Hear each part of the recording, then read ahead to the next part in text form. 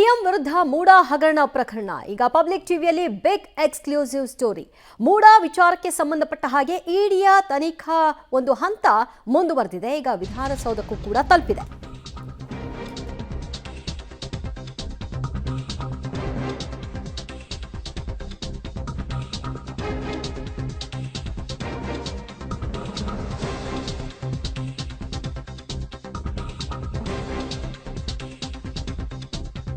CM ವಿರುದ್ಧ ಮೂಡಾ ಹಗರಣ ಪ್ರಕರಣ ಪಬ್ಲಿಕ್ ಟಿವಿಯಲ್ಲಿ ಬಿಗ್ ಎಕ್ಸ್ಕ್ಲೂಸಿವ್ ಸ್ಟೋರಿ. ಪ್ರಕರಣದ ತನಿಖೆಯನ್ನ ವಿಧಾನಸೌಧಕ್ಕೆ ತಲುಪಿಸಿದ್ದಾರೆ ಇಡಿ ಅಧಿಕಾರಿಗಳು. ಭಾರತಿ ಸುರೇಶ್ ಕಚೇರಿಗೂ ಕೂಡ ಇಡಿ ಇಲಾಖೆ ಅಧಿಕಾರಿಗಳು ತಲುಪಿದ್ದಾರೆ. ಭಾರತಿ ಸುರೇಶ್ ಇಲಾಖೆಯಲ್ಲಿ ಕೆಲಸ ಮಾಡುವಂತಹ ಅಧಿಕಾರಿ ವರ್ಗಕ್ಕೆ ಇಡಿ ಸಮನ್ಸನ್ನ ಕೊಟ್ಟಿದೆ. ನಗರಾಭಿವೃದ್ಧಿ ಇಲಾಖೆಯ ಕಾರ್ಯದರ್ಶಿಗೂ ಸಹ ಸಮನ್ಸನ್ನ ಕೊಡಲಾಗಿದೆ. ನಗರಾಭಿವೃದ್ಧಿ ಇಲಾಖೆಯ ಕಾರ್ಯದರ್ಶಿಗಳಿಗೆ ಸಮನ್ಸನ್ನ ಕೊಡೋ ಮೂಲಕ ನಾಳೆ 11 ಗಂಟೆಗೆ ವಿಚಾರಣೆಗೆ ಹಾಜರಾಗಿ ಅಂತ ಸೂಚನೆಯನ್ನ ಕೊಟ್ಟಿದೆ. ಮೂಡಾ ನಗರಾಭಿವೃದ್ಧಿ ಇಲಾಖೆಯಲ್ಲಿ ಬರುವ ಹಿನ್ನೆಲೆಯಲ್ಲಿ ಕಾರ್ಯದರ್ಶಿಗಳಿಗೆ ನೋಟಿಸ್ ಅನ್ನ ಕೊಟ್ಟು ದಾಖಲೆ ಸಮೇತವಾಗಿ ವಿಚಾರಣೆಗೆ ಹಾಜರಾಗುವಂತೆ ಸೂಚನೆಯನ್ನ ಕೊಟ್ಟಿರೋದ್ರಿಂದ ನಾಳೆ ಬೆಳಗ್ಗೆ 11 ಗಂಟೆಗೆ ಮೂಡಾ ವಿಚಾರಕ್ಕೆ ಸಂಬಂಧಪಟ್ಟ ಹಾಗೆ ನಗರಾಭಿವೃದ್ಧಿ ಇಲಾಖೆಯ ಕಾರ್ಯದರ್ಶಿಗಳು ಅಧಿಕಾರಿಗಳು ವಿಚಾರಣೆಗೆ ದಾಖಲೆಯ ಸಮೇತವಾಗಿ ಹೋಗಬೇಕಿದೆ. ಸದ್ಯ ಮುಖ್ಯಮಂತ್ರಿಗಳ ವಿರುದ್ಧವಾಗಿ ಕೇಳಿಬಂದಿರುವಂತಹ ಮೂಡಾ ಹಗರಣ ಪ್ರಕರಣದ ತನಿಖೆಯನ್ನ ಇಡಿ ಅಧಿಕಾರಿಗಳು ಚುರುಕುಗೊಳಿಸಿದ್ದಾರೆ. ಈ ಮೂಲಕ ಇನ್ನೊಂದು ಸ್ಟೆಪ್ ಮುಂದಕ್ಕೆ ಹೋಗಿದ್ದಾರೆ. ವಿಧಾನಸೌಧಕ್ಕೆ ನೇರವಾಗಿ ಪ್ರವೇಶ ಮಾಡೋ ಮೂಲಕ ಅದರಲ್ಲೂ ಕೂಡ ಮೂಡಾ ನಗರಾಭಿವೃದ್ಧಿ ಇಲಾಖೆಯ ವ್ಯಾಪ್ತಿಗೆ ಬರೋದ್ರಿಂದ ಭಾರತಿ ಸುರೇಶ್ ಇಲಾಖೆಯ ಅಧಿಕಾರಿಗಳಿಗೆ ಈಗ ಸಮನ್ಸನ್ನ ಕೊಟ್ಟಿದ್ದಾರೆ. ಈಗ ಅವರ ವಿಚಾರಣೆಯನ್ನ ನಡೆಸಿ ನಂತರದಲ್ಲಿ ಸಚಿವರಿಗೂ ಏನಾದರೂ ನೋಟಿಸ್ ಕೊಡುವಂತಹ ಸಾಧ್ಯತೆ ಇದೆಯಾ ಅನ್ನುವ ಪ್ರಶ್ನೆ ಇಲ್ಲಿ ಮನೆ ಮಾಡ್ತಿದೆ.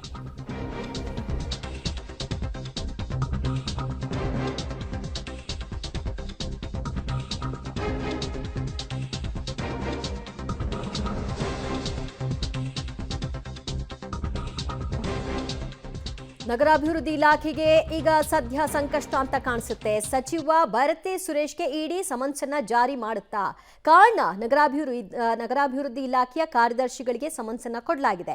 ಇವರುಗಳ ವಿಚಾರಣೆ ನಡೆಸಿದ ನಂತರದಲ್ಲಿ ಸಚಿವರಿಗೇನಾದರೂ ನೋಟಿಸ್ ಅನ್ನ ಕೊಟ್ಟು ಅವರನ್ನು ಕೂಡ ವಿಚಾರಣೆಗೆ ಒಳಪಡಿಸ್ತಾರಾ ಅನ್ನುವಂತಹ ಪ್ರಶ್ನೆ ಇಲ್ಲಿ ಮನೆ ಮಾಡಿದೆ. ಸದ್ಯ ಇಡಿ ತನಿಖಾ ಹಂತವನ್ನ ಮೇಲಿಂದ ಮೇಲೆ ಮುಂದುವರಿಸಿಕೊಂಡು ಹೋಗ್ತಾ ಇದೆ. ಈ ಹಿಂದೆ ಹಲವಾರು ಅಧಿಕಾರಿಗಳ ವಿಚಾರಣೆಯನ್ನ ನಡೆಸಿದೆ. ಮೂಡಾದ ಮಾಜಿ ಅಧ್ಯಕ್ಷರುಗಳ ವಿಚಾರಣೆಯನ್ನ ನಡೆಸಿದೆ. ಈಗ ಮುಂದುವರೆದಂತೆ ನಗರಾಭಿವೃದ್ಧಿ ಇಲಾಖೆಯ ಒಂದು ವ್ಯಾಪ್ತಿಗೆ ಬರುವಂತಹ ಸಚಿವಾಲಯ, ಆ ಸಚಿವಾಲಯದ ಅಂಡರ್ನಲ್ಲಿರುವಂತಹ ಕಾರ್ಯದರ್ಶಿಗಳಿಗೆ ನೋಟಿಸ್ ಅನ್ನ ಕೊಡೋ ಮೂಲಕವಾಗಿ ಅವ್ರಿಗೆ ದಾಖಲೆ ಸಮೇತವಾಗಿ ಬನ್ನಿ ಅಂತ ಹೇಳಿದೆ. ಅಂದ್ರೆ ಸಿಎಂ ಪತ್ನಿ ಒಂದು ಮೂಡಾದಲ್ಲಿ 14 ಸೈಟ್ಗಳನ್ನ ಪಡ್ಕೊಂಡಂತಹ ಅವಧಿಯಲ್ಲಿ ಏನೆಲ್ಲ ದಾಖಲೆಗಳು ಸದ್ಯ ನಗರಾಭಿವೃದ್ಧಿ ಇಲಾಖೆಯ ಬಳಿ ಇದೆ, ಆಗ ಯಾರ್ಯಾರು ಯಾವ ರೀತಿಯಾಗಿ ಹಂಚಿಕೆ ಮಾಡಿದ್ರು ಮತ್ತು ಅದಕ್ಕೆ ಸಂಬಂಧಪಟ್ಟ ಹಾಗೆ ಯಾರದಾದ್ರೂ ಶಿಫಾರಸುಗಳಿದೆಯಾ ಇತ್ಯಾದಿ ವಿಚಾರ ಈಗಾಗಲೇ ಹಲವಾರು ಮಾಜಿ ಅಧ್ಯಕ್ಷರು ಮತ್ತು ಅಧಿಕಾರಿಗಳ ವಿಚಾರಣೆಯನ್ನ ನಡೆಸಿದ್ದಾರೆ. ಮಾಜಿ IAS ಅಧಿಕಾರಿಯ ವಿಚಾರಣೆಯನ್ನು ಕೂಡ ನಡೆಸಿದ್ದಾರೆ. ಈ ಹಿನ್ನೆಲೆಯಲ್ಲಿ ಇದು ಬಹಳ ಕುತೂಹಲವನ್ನ ಮೂಡಿಸ್ತಾ ಇದೆ. ಮತ್ತಷ್ಟು ಮಾಹಿತಿ ಕೊಡ್ತಾರೆ ನಮ್ಮ ಪ್ರತಿನಿಧಿ ಮುರಳೀಧರ್. ನಾಳೆ ನಗರಾಭಿವೃದ್ಧಿ ಇಲಾಖೆಯ ಕಾರ್ಯದರ್ಶಿಗಳ ವಿಚಾರಣೆ ಇದೆ. ಸದ್ಯ ಈ ವಿಚಾರಣೆಗೆ ನೋಟಿಸ್ ಕೊಟ್ಟಿರೋ ಬೆನ್ನಲ್ಲೇ ಸಚಿವರಿಗೂ ಕೂಡ ಸಂಕಷ್ಟ ಇದೆಯಾ ಅನ್ನುವಂತಹ ಪ್ರಶ್ನೆ ಸಹಜವಾಗಿ ಮನೆ ಮಾಡುತ್ತೆ. ಆ ಸಾಧ್ಯತೆಗಳನ್ನ ತಳ್ಳಿ ಹಾಕೋ ಹಾಗಿಲ್ಲ ಅಲ್ವಾ? ಖಂಡಿತ ದಿವ್ಯ, ಯಾಕೆಂದ್ರೆ ಪ್ರಮುಖವಾಗಿ ಇಡಿ ತಮ್ಮ ತನಿಖೆ ಏನಿತ್ತು ತನಿಖೆಯ ವ್ಯಾಪ್ತಿಯನ್ನ ವಿಸ್ತಾರ ಮಾಡ್ತಾ ಇರುವಂಥದ್ದು. ಯಾಕೆಂದ್ರೆ ಸಂಪೂರ್ಣವಾಗಿ ಯಾರ್ಯಾರು ಈ ಪ್ರಕರಣದಲ್ಲಿ ಭಾಗಿಯಾಗಿದ್ದಾರೆ, ಜೊತೆಗೆ ಈ ಪ್ರಕರಣದಲ್ಲಿ ಅನುಮಾನ ಹುಟ್ಟಿಸುವಂತ ವ್ಯಕ್ತಿಗಳು ಯಾರ್ಯಾರಿದ್ದಾರೆ ಮತ್ತು ಅನುಮಾನ ಇರುವಂತ ವ್ಯಕ್ತಿಗಳ ಎಲ್ಲರನ್ನೂ ಕೂಡ ಈಗಾಗಲೇ ಕರೆದು ವಿಚಾರಣೆಗೆ ಒಳಪಡಿಸ್ತಾ ಇರುವಂಥದ್ದು. ಯಾಕೆಂದ್ರೆ ಪ್ರಾಥಮಿಕ ಹಂತದಿಂದನೂ ಕೂಡ ಇಡಿ ಅಧಿಕಾರಿಗಳು ಹರಿಬರಿಯಲ್ಲಿ ಕೆಲಸವನ್ನ ಮಾಡಲಿಲ್ಲ. ಯಾಕೆಂದ್ರೆ ಅವ್ರಿಗೆ ಯಾವುದೇ ರೀತಿಯ ಟೈಮ್ ಬಾಂಡ್ ಕೂಡ ಇರಲಿಲ್ಲ. ಆದ್ರೆ ಅವರಿಗೆ ಪೂರಕವಾದ ದಾಖಲಾತಿಗಳು ಬೇಕಿತ್ತು. ದಾಖಲಾತಿಗಳನ್ನ ಇಟ್ಕೊಂಡು ತನಿಖೆಯನ್ನ ಮಾಡಲಿಕ್ಕೆ ಮುಂದಾಗ್ತಾರೆ. ಅದರಲ್ಲಿ ಮೊದಲನೆಯದಾಗಿ ಇಡಿ ಅಧಿಕಾರಿಗಳು ಸಿಎಂ ಇರ್ಬೋದು ಅವರ ಕುಟುಂಬದ ವಿರುದ್ಧ ಬಂದಂತ ಆರೋಪಕ್ಕೆ ಸಂಬಂಧಪಟ್ಟಂತೆ ECIR ಅನ್ನ ದಾಖಲು ಮಾಡ್ಕೊಳ್ತಾರೆ. ಅದಾದ ಬಳಿಕ ಮೂಡಾ ಕಚೇರಿಯ ಮೇಲೆ ದಾಳಿಯನ್ನ ಮಾಡುವಂಥದ್ದು. ದಾಳಿಯನ್ನ ಮಾಡಿ ಸಾಕಷ್ಟು ದಾಖಲಾತಿಗಳನ್ನ ಪರಿಶೀಲನೆಯನ್ನ ಮಾಡಿ ಅದರಲ್ಲಿ ಯಾರ್ಯಾರ ಇನ್ವಾಲ್ವ್ಮೆಂಟ್ ಇದೆ ಮತ್ತು ಇದಕ್ಕೆ ಪೂರಕವಾದ ವ್ಯಕ್ತಿಗಳು ಯಾರು, ಜೊತೆಗೆ ಇದರಲ್ಲಿ ಸಾಕ್ಷ್ಯನಾಶ ಮಾಡುವಂತ ಪ್ರಯತ್ನಗಳನ್ನ ಯಾರ್ಯಾರು ಮಾಡಿದ್ದಾರೆ ಇವೆಲ್ಲರೂ ಕೂಡ ಮನಗೊಂಡಂತ ಇಡಿ ಅಧಿಕಾರಿಗಳು ಎಲ್ಲರನ್ನು ಕೂಡ ವಿಚಾರಣೆಯನ್ನ ಮಾಡಿತ್ತು. ಅಂದ್ರೆ ಕೇವಲ ಮೂಡಾದ ವ್ಯಾಪ್ತಿಯಲ್ಲಿ ಕೆಲಸ ಮಾಡಿದಂಥವ್ರು, ಮೂಡಾದಲ್ಲಿ ಕೆಲಸ ಮಾಡ್ತಾ ಇದ್ದಂಥವ್ರು ಇವರೆಲ್ಲರನ್ನೂ ಕೂಡ ವಿಚಾರಣೆಯನ್ನ ಮಾಡಿದ್ರು. ವಿಚಾರಣೆಯನ್ನ ಮಾಡಿದ ಬಳಿಕ ಇದೇ ಮೊದಲ ಬಾರಿಗೆ ವಿಧಾನಸೌಧ ಒಳಗೆ ತಮ್ಮ ಪ್ರವೇಶವನ್ನು ಪಡ್ಕೊಳ್ತಾ ಇರೋಂಥದ್ದು. ಅಂದ್ರೆ ನಗರಾಭಿವೃದ್ಧಿ ಇಲಾಖೆಯ ಕಾರ್ಯದರ್ಶಿಯವರಿಗೆ ಒಂದು ನೋಟಿಸ್ ಸಮನ್ಸ್ ಅನ್ನು ಕೂಡ ಈಗ ಇಡಿ ಅಧಿಕಾರಿಗಳು ಕೊಟ್ಟಿದ್ದಾರೆ. ಜೊತೆಗೆ 11 ಗಂಟೆಗೆ ನಾಳೆ ಬೆಳಗ್ಗೆ 11 ಗಂಟೆಗೆ ವಿಚಾರಣೆಗೆ ಹಾಜರಾಗಬೇಕು ಅಂತೇಳಿ ಸಮನ್ಸ್ ಅನ್ನು ಕೊಟ್ಟಿರುವಂತದ್ದು. ಈ ಮೂಲಕ ಒಂದೊತ್ತು ಸ್ಪಷ್ಟವಾಗಿ ಗೊತ್ತಾಗ್ತಾ ಇದೆ, ವಿಧಾನಸೌಧಕ್ಕೆ ಎಂಟ್ರಿ ಕೊಟ್ಟಂತ ಇಡಿ ಮುಂದಿನ ದಿನಮಾನಗಳಲ್ಲಿ ಸಚಿವರನ್ನು ಕೂಡ ವಿಚಾರಣೆಗೆ ಕರೆಯುವಂಥದ್ದು, ಜೊತೆಗೆ ಸಚಿವರಂಜನ್ ಕೂಡ ಕ್ಲಾರಿಫಿಕೇಶನ್ ಅನ್ನ ಪಡ್ಕೊಳ್ಳುವಂತಹ ಸಾಧ್ಯತೆಗಳು ತೀರಾ ಹೆಚ್ಚಾಗಿರುವಂಥದ್ದು. ಸದ್ಯಕ್ಕೆ ಭೈರತಿ ಸುರೇಶ್ ಅವರಿಗೆ ಯಾವುದೇ ರೀತಿಯ ಸಮನ್ಸ್ ಅನ್ನು ಕೊಟ್ಟಿಲ್ಲ. ಆದ್ರೆ ಭೈರತಿ ಸುರೇಶ್ ಅವರ ಕಚೇರಿಯಲ್ಲಿ ಕೆಲಸ ಮಾಡುವಂತವ್ರು ಯಾರಿರ್ತಾರೆ ಅವರಿಗೆ ಸಮನ್ಸ್ ಅನ್ನು ಕೊಟ್ಟು ವಿಚಾರಣೆಯನ್ನ ಮಾಡಲಿಕ್ಕೆ ಮುಂದಾಗಿದ್ದಾರೆ. ನಾಳೆ ಆ ಅಧಿಕಾರಿ ಇಡಿ ಅಧಿಕಾರಿಗಳ ಮುಂದೆ ವಿಚಾರಣೆಗೆ ಹಾಜರಾದ ಸಂದರ್ಭದಲ್ಲಿ ಇಡಿ ಅಧಿಕಾರಿಗಳು ಯಾವ ಅನುಮಾನ ಮತ್ತು ಯಾವ ಪ್ರಶ್ನೆಗಳನ್ನ ಇಟ್ಕೊಂಡು ಅವರನ್ನ ಪ್ರಶ್ನೆ ಮಾಡ್ತಾರೆ, ಅದಕ್ಕೆ ಯಾವ ರೀತಿಯಲ್ಲಿ ಅವರು ಕ್ಲಾರಿಫಿಕೇಶನ್ ಅನ್ನ ಕೊಡ್ತಾರೆ ಅನ್ನೋದ್ರ ಬಗ್ಗೆ ಕುತೂಹಲ ಇರುವಂತದ್ದು. ಅವರ ಹೇಳಿಕೆಯ ಆಧಾರದ ಮೇಲೆ ಮುಂದಿನ ಬೆಳವಣಿಗೆಗಳಾಗುವಂಥದ್ದು.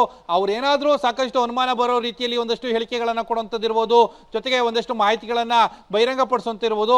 ಆ ರೀತಿ ಏನಾದರೂ ಆದ್ರೆ ಅದು ಭೈರತಿ ಸುರೇಶ್ ಏನಿದ್ದಾರೆ ಅವರ ಕಡೆಗೆ ತಿರುಗುವಂತ ಸಾಧ್ಯತೆಗಳಿದ್ದಾವೆ. ಬಹುತೇಕ ಮುಂದಿನ ಹಂತಗಳಲ್ಲಿ ಅವರ ವಿಚಾರಣೆ ಕೂಡ ನಡೆಯುವಂತ ಸಾಧ್ಯತೆಗಳು ಹೆಚ್ಚಾಗಿರುವಂತದ್ದು. ದಿವ್ಯಾ, ಇಡಿ ತನಿಖೆಯ ವೇಗವನ್ನು ಗಮನಿಸ್ತಾ ಇದ್ರೆ ಮುರಳಿ, ಸೊ ಒಂದು ಫೈನಲ್ ಟಚ್ ಕೊಡುವಂತಹ ರೂಪ ಬಂದಂತೆ ಕಾಣಿಸ್ತಾ ಇದೆಯಾ? ಖಂಡಿತ ಇದೊಂದು ಪ್ರಮುಖ ಘಟ್ಟ ಅಂತ ಹೇಳ್ಬೋದು ಇಡಿ ಅಧಿಕಾರಿಗಳ ತನಿಖೆಯಲ್ಲಿ. ಯಾಕೆಂದ್ರೆ ಇದುವರೆಗೂ ಕೂಡ ಲೋಕಾಯುಕ್ತ ಮತ್ತು ಇಡಿ ಎರಡೂ ಕೂಡ ಪ್ಯಾರಲಲ್ ಆಗಿ ತನಿಖೆಯನ್ನ ಮಾಡ್ತಾ ಇತ್ತು. ಲೋಕಾಯುಕ್ತ ಭ್ರಷ್ಟಾಚಾರ ನಿಯಂತ್ರಣ ಕಾಯ್ದೆ ಅಡಿಯಲ್ಲಿ ತನಿಖೆಯನ್ನ ಮಾಡ್ತಾ ಇದ್ದಾರೆ. ಇಡಿ ಅಧಿಕಾರಿಗಳು ಮನಿ ಲ್ಯಾಂಡ್ರಿಂಗ್ ಅಂದ್ರೆ ಹವಾಲಾ ಹಣದ ಟ್ರಾನ್ಸಾಕ್ಷನ್ ಏನಿತ್ತು, ಮನಿ ಲ್ಯಾಂಡ್ರಿಂಗ್ ನ ಅಡಿಯಲ್ಲಿ ಒಂದು ಪ್ರಕರಣದ ತನಿಖೆಯನ್ನ ಮಾಡ್ತಾ ಇದ್ರು. ಅಂದ್ರೆ ಭ್ರಷ್ಟಾಚಾರ ನಿಯಂತ್ರಣ ಕಾಯ್ದೆ ತನಿಖೆ ಮಾಡೋ ಸಂದರ್ಭದಲ್ಲಿ ಲೋಕಾಯುಕ್ತ ಅಧಿಕಾರಿಗಳಿಗೆ ಎಸ್ಟಾಬ್ಲಿಷ್ ಮಾಡ್ಲಿಕ್ಕೆ ತುಂಬಾ ಈಸಿ ಆಗುತ್ತೆ. ಯಾಕೆಂದ್ರೆ ಆರೋಪ ಹೊತ್ತಂತವ್ರು ಮತ್ತು ಆರೋಪ ಮಾಡಿದಂಥವ್ರು, ಜೊತೆಗೆ ಈ ಪ್ರಕರಣದಲ್ಲಿ ಕೈ ಜೋಡಿಸಿದಂಥವ್ರು ಇವರೆಲ್ಲರನ್ನೂ ಕೂಡ ವಿಚಾರಣೆಗೊಳಪಡಿಸ್ತಾರೆ. ವಿಚಾರಣೆಗೊಳಪಡಿಸಿದಾಗ ಸಿಕ್ಕಂತ ಸಾಕ್ಷ್ಯಗಳೇನಿರುತ್ತೆ, ಸಾಕ್ಷ್ಯಗಳ ಮೇಲೆ ಒಂದು ತನಿಖೆಯನ್ನ ಮಾಡಿ ಒಂದು ಫೈನಲ್ ರಿಪೋರ್ಟ್ ಅನ್ನು ಕೂಡ ಸಲ್ಲಿಕೆಯನ್ನ ಮಾಡಬಹುದು. ಆದ್ರೆ ಮನಿ ಲ್ಯಾಂಡ್ರಿಂಗ್ ನ ಅಡಿಯಲ್ಲಿ ಪ್ರಕರಣವನ್ನು ದಾಖಲು ಮಾಡಿಕೊಂಡು ತನಿಖೆಯನ್ನ ಮಾಡಬೇಕಾದ್ರೆ ಅದರ ವಿಸ್ತಾರ ಮತ್ತು ವಿಸ್ತೀರ್ಣ ಕೂಡ ತುಂಬಾ ದೊಡ್ಡದಾಗಿರ್ತದೆ ದಿವ್ಯಾ. ಯಾಕೆಂದ್ರೆ ಪ್ರಮುಖವಾಗಿ ಇದು 2004ರಲ್ಲಿ ನಡೆದಂತ ಪ್ರಕರಣ. ಈ ಸಂದರ್ಭದಲ್ಲಿ ಅದನ್ನ ಎಸ್ಟಾಬ್ಲಿಷ್ ಮಾಡಲಿಕ್ಕೆ ಸಾಕಷ್ಟು ತಯಾರಿಗಳನ್ನ ಮಾಡ್ಕೊಳ್ಬೇಕು, ಜೊತೆಗೆ ಅದಕ್ಕೆ ಪೂರಕವಾದ ಸಾಕ್ಷ್ಯಗಳನ್ನ ಕ್ರೋಢೀಕರಿಸಿಕೊಳ್ಬೇಕು. ಆ ಹಿನ್ನೆಲೆಯಲ್ಲಿ ಕೆಳ ಹಂತದ ಅಧಿಕಾರಿಗಳಿಂದ ಕೂಡ ತುಂಬಾ ನಿಧಾನದ ಗತಿಯಲ್ಲಿ ಇಡಿ ಅಧಿಕಾರಿಗಳು ಹೇಳಿಕೆಗಳನ್ನ ದಾಖಲು ಮಾಡ್ಕೊಳ್ಳುವಂಥದ್ದು, ವಿಚಾರಗಳನ್ನ ತಿಳ್ಕೊಳ್ಳುವಂತ ಪ್ರಯತ್ನ ಮಾಡಿದ್ರು. ಈಗ ಪ್ರಮುಖ ಘಟ್ಟಕ್ಕೆ ಬಂದಿದ್ದಾರೆ, ನಗರಾಭಿವೃದ್ಧಿಯ ಇಲಾಖೆ ಒಳಗಡೆ ಬಂದಿದ್ದಾರೆ. ಅಲ್ಲಿ ಬಂದ ಸಂದರ್ಭದಲ್ಲಿ ಅಲ್ಲಿ ಹೇಳಿಕೆಗಳನ್ನ ದಾಖಲು ಮಾಡಿಕೊಂಡು ಮುಂದೆ ಆರೋಪ ಹೊತ್ತಂತ ಪಾರ್ವತಿ ಅವರು ಇರ್ಬೋದು, ಸಿಎಂ ಸಿದ್ದರಾಮಯ್ಯ ಅವರು ಇರ್ಬೋದು, ಅವರಿಗೂ ಕೂಡ ಸಮನ್ಸನ್ನು ಕೊಟ್ಟು ವಿಚಾರಣೆ ಮಾಡುವಂತ ಸಾಧ್ಯತೆಗಳು ಅತಿ ಹೆಚ್ಚಾಗಿರುವಂತದ್ದು. ಅಂದ್ರೆ ಈಗಿನ ಹಂತ ಏನಂದ್ರೆ ಪ್ರಮುಖದ ಘಟ್ಟ ತಲುಪಿದ್ದಾರೆ ಅನ್ನೋದಂತೂ ಸ್ಪಷ್ಟವಾಗಿ ಗೊತ್ತಾಗ್ತಾ ಇರುವಂತದ್ದು. ದಿವ್ಯಾ, ಥ್ಯಾಂಕ್ ಯು ಮುರಳಿ ನಿಮ್ಮೆಲ್ಲ ಮಾಹಿತಿಗೆ.